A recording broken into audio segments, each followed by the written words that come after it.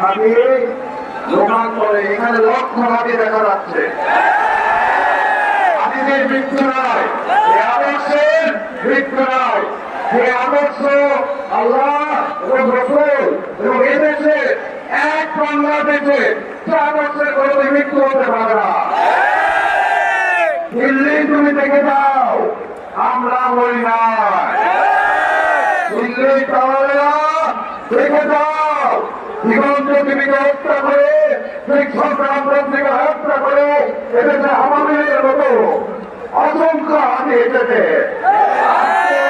তোমরা ভারতের প্রতি আমরা ধর্ম দেখাও না। সেদিন তোমরা কোথায় ছিলে?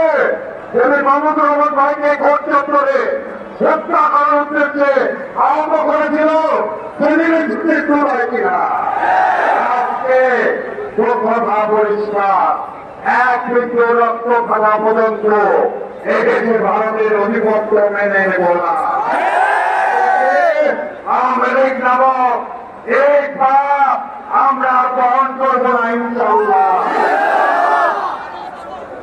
এই আজাদি আমাদের মুভমেন্ট, আজাদি মুভমেন্ট।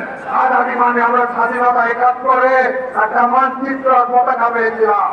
আমরা আমাদের স্বাধীনতা পাইনি, সেই জন্য পাশের দেশ থেকে এসে গুলি করে আবার আমার ভাইকে রক্তাক্ত করে নিহত করে চলে যায়। অথচ সরকার তাকে আত্মহত্যা ধরতে পারে না।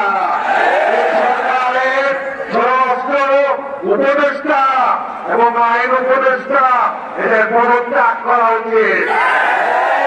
যদি না পারেন দেখে যান, এই লক্ষ জনতা এদেশকে পাহারা দেবে ইনশাআল্লাহ। ধন্যবাদ। আগে করতে পারে না, তাদের জন্য আমরা আছি। কখনো আমরা থেকে দিন রাত পাহারা দেবো ইনশাআল্লাহ। ধন্যবাদ।